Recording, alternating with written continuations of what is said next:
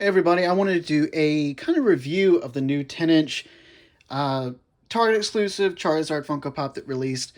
These I did have on pre-order a while back online. I did not pre-order them in store, or nor have I actually seen any in store. I've seen that other people have commented, showing that they found them. I have not. Now, the reason I have two is nowadays I try to sell as much as what I keep. So if a Funko Pop is more popular, or if I think it's going to be more popular, I might buy two and keep both of them. If one ends up doubling in value, I'll end up just selling it to pay for the one I keep. It's what's slowly accumulated more and more in my own collection when it comes to Pokemon cards or anything else that I have. So that is a good little mentality, a little trick that y'all can do too. Anyway, so I wanted to go over him. Now, the reason I already have him out of box is because this box, okay, so he's such a pain in the butt to get out. So not only did Funko not put pieces of tape on the top, this guy is so base heavy. When you pick him up, it is so close to falling out that this guy, I don't know if I mentioned this already. I'm going to leave it in whether I did or not. So I have done this video like 8 times, and this basically fell out and just fell on the actual desk when I attempted to do it. It also basically fell out when I was taking out of the shipping container. So Funko, probably you won't ever see this, but if you do, please start putting tape on the top.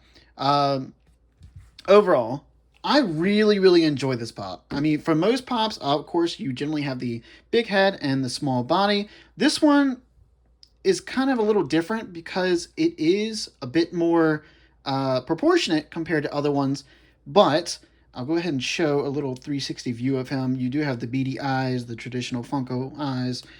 For the most part, they did a great job on this.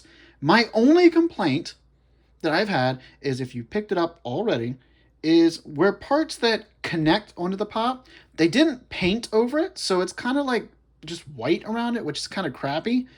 And it's the same thing with the claws and fangs. Like, as you can see, the extended paint on the sides, and it's a little droopy.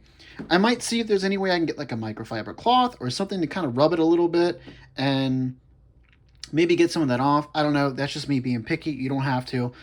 But it is something to watch out for. Of course, you have the translucent fire. Translucent? Oh my gosh. Translucent fire. And the big old booty that is on this guy. It is base heavy. It is very base heavy. So, I mean, it's when you put it down somewhere, it's not going anywhere. Now, for a size comparison, this is the... I'm going to move this stuff out of the way. This is the 18-inch Pikachu that was released. I mean, obviously the Pikachu is far bigger and definitely, dwarfs him. But still, it's a pretty good size. And, of course, my Crypto 137 and the Great Ball. Now, side tangent, I'm debating on removing this if I can and putting the Great Ball in his hand. I don't know if I can or not, but it's worth a shot. Anywho, it is pretty big for the most part, and it looks so great.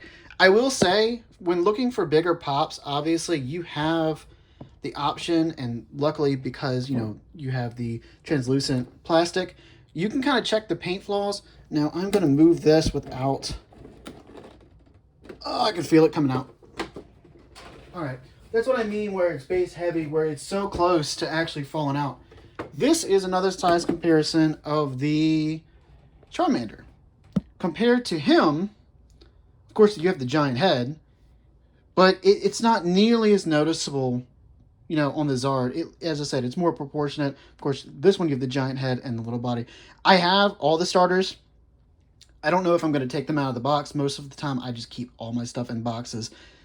I might take them all out and put them in the backdrop. I really like them, and I can't figure out what to do with the backdrop, whether it's trading cards or whatever.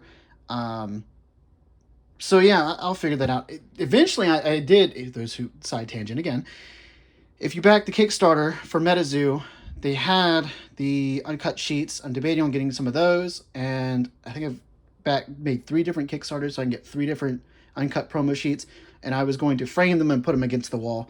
So that'll probably be that whenever it comes in, whenever that eventually finishes. But This is a small little review of the actual Charizard. If you're able to pick one up for MSRP, which I believe is $29.99, I think it's a great pickup. Now, both I did for the Charizard, rather specifically two of them, I did, what was it, $62 shipped on Target site to have it shipped to my house. Of course, when that was the pre-order. You know, they're probably aftermarket between 45 and 50 bucks at the moment, maybe a little bit higher. I haven't checked in about a week. But if you are able to find them in the Targets for MSRP, I would strongly recommend picking one up. Just watch out for the paint flaws. I mean, heck, you can see it right here with the Charmander's teeth, how the paint is actually extended over. That's the problem with of course, bigger pops. You're going to see more flaws. But if you're interested in getting one, I strongly recommend it. So, but that's about it. If you liked it, or if you wanted to see more of my collection, I can gladly show a bit more at some point or another, once I can get my office fully organized and decorated and looking great. So, but yeah, otherwise, I hope y'all have a great day. Bye.